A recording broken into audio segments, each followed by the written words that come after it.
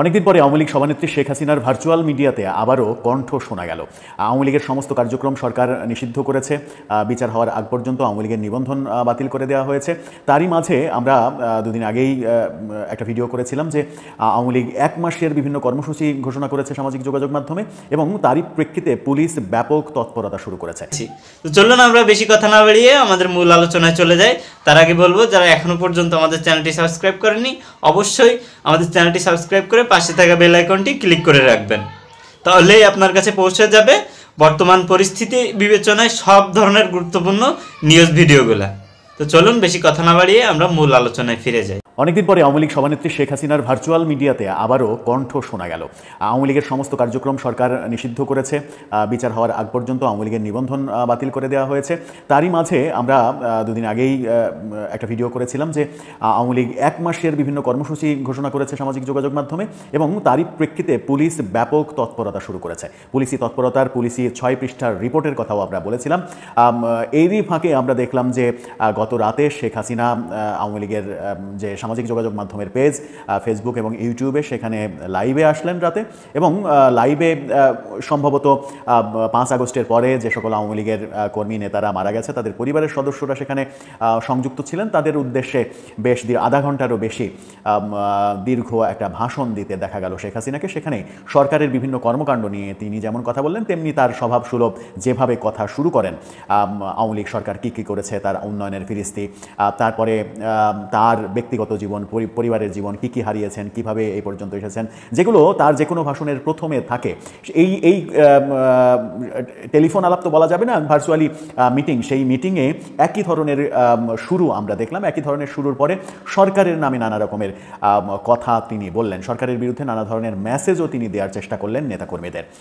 Police যখন ব্যাপক তৎপরতা শুরু করেছে আওয়ামী লীগের যে কোনো কর্মকাণ্ড রুখে দেওয়ার জন্য, গতকালকেও আমরা দেখেছি অন্তত 5 জন আওয়ামী লীগের স্বেচ্ছাসেবক লীগ, যুবলীগ সহ 5 জন আওয়ামী লীগের নেতাকর্মীকে গ্রেপ্তার করা হয়েছে। একজন ছাত্রলীগের নেতাকে গ্রেপ্তারের চিত্র আমরা দেখেছি গণমাধ্যমে। নাটোরের গুরুদাসপুরের সাবেক উপজেলা চেয়ারম্যানের গ্রেপ্তারের ঘটনা দেখেছি। তার মাঝেই শেখ হাসিনার এই ভার্চুয়াল মিটিংটা নেতাকর্মীদের জন্য একটা মেসেজ কিনা, কি মেসেজ দিতে চাইলেন তিনি, আদতেও সেই মেসেজ অনুযায়ী কাজ হবে কিনা, কিংবা তার এই মেসেজের পরিপ্রেক্ষিতে সরকার কোন ভূমিকায় অবতীর্ণ হতে পারে সেই আলোচনা করবে এই ভিডিওতে। থাকবেন পলিটিক্স টিভির নিয়মিত আয়োজনে।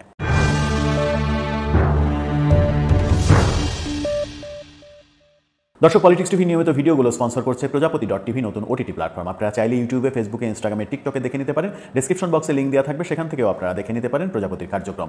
বলছিলাম, আওয়ামী লীগ সভানেত্রী যিনি 5 আগস্টে ভারতে চলে গেছেন, সেই ভারতে যাওয়ার পরে নানা সময়ে নানাভাবে তাকে কথা বলতে আমরা শুনেছি। গত ফেব্রুয়ারিতে তার এই কথা বলা প্রকাশ্যে যখন নেতাকর্মীদের, বাংলাদেশের নেতাকর্মীদের সঙ্গে মিটিংয়ে আসলেন প্রথমবারের মতো, সেদিনই আমরা দেখেছি 32 নম্বরে বঙ্গবন্ধুর বাড়ি গুড়িয়ে দেওয়ার ঘটনা। অর্থাৎ তিনি কথা বলতে আসছেন, সেটা একটা বড় রকমের প্রতিক্রিয়া দেখেছিলাম। তারপরে এই ধরনের এত বড় প্রতিক্রিয়া আর দেখিনি। অনেকবারই তাকে ভার্চুয়াল মিটিংয়ে, ভার্চুয়াল কথাবার্তাতে দেখেছি। সর্বশেষ তিনি গতরাতে আওয়ামী লীগের যে 1 মাসের ঘোষিত কর্মসূচি, আওয়ামী লীগের প্রতিষ্ঠাবার্ষিকী 23শে জুন, সেই প্রতিষ্ঠাবার্ষিকীকে কেন্দ্র করে 1 মাসের যে কর্মসূচি ঘোষণা করেছে সামাজিক যোগাযোগ মাধ্যমে আওয়ামী লীগ, তারই অংশ হিসেবে সম্ভবত শেখ হাসিনা এরকম একটা ভার্চুয়াল মিটিংয়ে অংশগ্রহণ করলেন এবং সেখানে আওয়ামী লীগের যে বিভিন্ন পর্যায়ের নেতাকর্মীরা হতাহত হয়েছেন তাদের পরিবারের সদস্যরা অংশগ্রহণ করলেন। সেই যারা হতাহত হয়েছে তাদেরকে আওয়ামী লীগের তরফ থেকে এবং এই মিটিং থেকে তাদেরকে শহীদ উপাধি দিতেও আমরা দেখলাম। কি বললেন শেখ হাসিনা? শেখ হাসিনা যেটা মূল যে কথা, অনেক কথা বলেছেন, তার সরকারের উন্নয়নের কথা বলেছেন।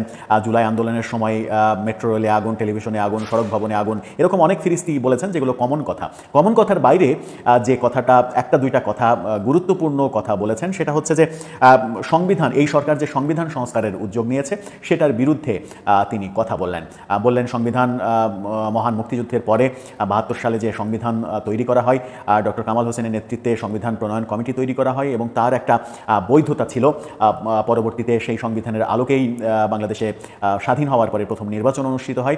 এই ইতিহাসগুলো তিনি বললেন যে এই সংবিধান, যেটা মুক্তিযুদ্ধের মাধ্যমে অর্জিত যে সংবিধান, সেই সংবিধান পরিবর্তন, সেই সংবিধান ছুঁড়ে ফেলে দেওয়ার পায়তারা করছে প্রফেসর ইউনূসের সরকার, এমনটা তিনি বলার চেষ্টা করলেন। এবং তিনি এটাও বলার চেষ্টা করলেন যে সংবিধানে হাত দেওয়ার প্রফেসর ইউনূসকে, তিনি তো নির্বাচিত কেউ না, নির্বাচিত প্রতিনিধি না, নির্বাচিত সংসদ নেই, সেহেতু সংবিধানে হাত দেওয়ার কোনো এখতিয়ার তাদের নেই। এমন কথাও তিনি নেতাকর্মীদের উদ্দেশ্যে বলার চেষ্টা করলেন যে সংবিধানে হাত দেওয়ার আগে, সংবিধান ছুঁড়ে ফেলার আগে, সংবিধান পরিবর্তন করার আগে প্রফেসর ইউনূসের এই সরকারকেই উৎখাত করতে হবে। প্রথমবারের মতো সম্ভবত এই ধরনের ল্যাঙ্গুয়েজ আমরা দেখলাম যে সরকারকেই উৎখাত করতে হবে, প্রফেসর ইউনূসকে বিদায় করে দিতে হবে, এমন ল্যাঙ্গুয়েজে তিনি কথা বলার চেষ্টা করলেন। অর্থাৎ সংবিধান নিয়ে যদি সরকার কাটাছেঁড়া করার চেষ্টা করে, সেটা আওয়ামী লীগ মানে রুখে দেওয়া কিংবা আওয়ামী লীগের কর্মীদের সেই ধরনের একটা মেসেজ তিনি দেওয়ার চেষ্টা করলেন। এছাড়া করিডোর এবং বন্দর প্রসঙ্গেও কথা বলেছেন যে সরকার করিডোর এবং বন্দর বিদেশিদের হাতে তুলে দেওয়ার চেষ্টা করছে, যেটা আমি বিদেশিদের হাতে আমেরিকার সঙ্গে আতাত করিনি বলে আমেরিকার ডিপ স্টেটের ষড়যন্ত্রে আওয়ামী লীগ সরকারের পতন ঘটানো হয়েছিল, এমন কথা তিনি বলার চেষ্টা করলেন। জঙ্গি প্রসঙ্গে তিনি কথা বলেছেন যে আমি আমার সময়ে জঙ্গি নির্মূল করেছি, জঙ্গিদের শেকড় উৎপাটন করেছি, জঙ্গিদের বিরুদ্ধে কার্যকর পদক্ষেপ নিয়েছি, কিন্তু বর্তমান প্রফেসর ইউনূসের এই সরকার জঙ্গিদের মদত দিচ্ছে, জঙ্গিদের পৃষ্ঠপোষকতা দিচ্ছে, জঙ্গিরাই এখন দেশ চালাচ্ছে, এমন কথা তিনি বলার চেষ্টা করলেন।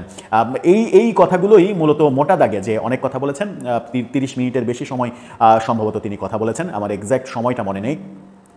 সেই কথার মধ্যে যে গুরুত্বপূর্ণ কথা, গুরুত্বপূর্ণ মেসেজ নেতাকর্মীদের দেওয়ার চেষ্টা করেছেন, তার মধ্যে এই কথাগুলোই এসেছে। কিন্তু শেখ হাসিনার ভাষণে আওয়ামী লীগের অনুতপ্ত হওয়া কিংবা আওয়ামী লীগের ভুল ভ্রান্তি এগুলোও কোনো কথা আসেনি। আওয়ামী লীগের নেতাকর্মীদের মারা হয়েছে, তাদের বিদেহী আত্মার প্রতি শান্তি কামনা, এক ধরনের যে মারা হয়েছে সেই মারার এক ধরনের প্রতিশোধের কথা, সব মিলিয়ে একটা ভাষণ দেওয়ার চেষ্টা করলেন এবং শেষ বেলায় মনে হলো যে তড়িঘড়ি করেই তিনি তার কথা শেষ করলেন। সামাজিক যোগাযোগ মাধ্যমে যে ভিডিওটা আওয়ামী লীগের পেজ থেকে ছাড়া হয়েছে, লাইভের পরে সম্ভবত এই ভিডিওটা ছাড়া হয়েছে, সেই ভিডিওটার ডিউরেশন 2 ঘন্টারও বেশি সময় লক্ষ্য করেছি, কিন্তু শেখ হাসিনা কথা বলেছেন 30 মিনিটের একটু বেশি সময় ধরে। পরবর্তী অংশে যে আওয়ামী লীগের হতাহতদের পরিবারের সদস্যরা কথা বলেছেন, সেই অংশটা অতটা পর্যবেক্ষণ আমরা করিনি। শেখ হাসিনা যে কথাটুকু বলেছেন সেটুকুর ভিত্তিতেই অন্তত এটুকু বলা যায় যে তিনি সংবিধান বিষয়ে সবথেকে বেশি জোর দিয়েছেন এবারের কথাতে।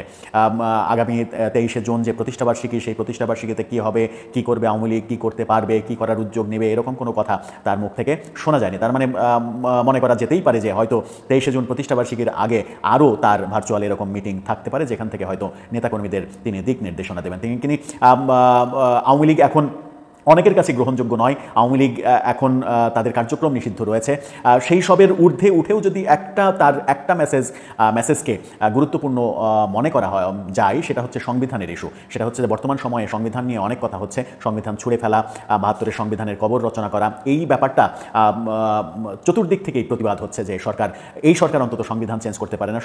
প্রথমে সংবিধান ছুঁড়ে ফেলার কথা ছিল যে এই সংবিধান রাখবেই না, সংবিধান ছুঁড়ে ফেলা হবে, তারপরে সরকারের উদ্যোগ আমরা দেখেছি সংবিধান সংশোধনের উদ্যোগ নিয়েছে তারা, কিন্তু সেটাও এই সরকারের আসলে ক্ষমতার মধ্যে নেই। সংবিধান সংস্কার করতে হলে, সংশোধন করতে হলে সংসদের প্রয়োজন। সুতরাং এই সরকার, শেখ হাসিনা যে আশঙ্কা করছেন যে সংবিধান সংশোধন করে কিংবা সংবিধান পরিবর্তন করে একেবারে অনেক কিছু করে ফেলতে পারবে, এই সরকারের সেই এখতিয়ার যেহেতু নেই, পরবর্তী সংসদের উপরেই তারা নির্ভর করবে। এবং প্রফেসর ইউনূসের সাম্প্রতিক কথাতে সেটাই মনে হয়েছে যে তারা সংবিধান সংস্কারের মতো বড় ব্যাপারগুলো পরবর্তী সংসদের উপরেই ছেড়ে দেবে, যেহেতু সেগুলো সংসদে পাশ করতে হবে এবং সংসদে পাশ করার ক্ষেত্রে অনেক যদি কিন্তু শর্ত প্রযোজ্য থাকবে। সুতরাং অনেক কঠিন ব্যাপার সংবিধান চেঞ্জ করা। হয়তো কথা হচ্ছে, হয়তো আলোচনা হচ্ছে, হয়তো অতি উৎসাহীরা অনেক কথা বলছেন, কিন্তু সংবিধান সংস্কার করা কিংবা সংবিধানকে ছুঁড়ে ফেলা, বর্তমান সংবিধানের আলোকে যে সরকার শপথ নিয়েছে সেই সরকার সংবিধানকে ছুঁড়ে ফেলা, এটা আদতেই কার্যকর করা সম্ভব নয়। দর্শক, সব মিলিয়ে শেখ হাসিনার এই গত রাতের যে মেসেজ, যে কথা, যে সেই কথায় আপনি কি নতুন কিছু খুঁজে পেলেন, নতুন কোনো মেসেজ পেলেন?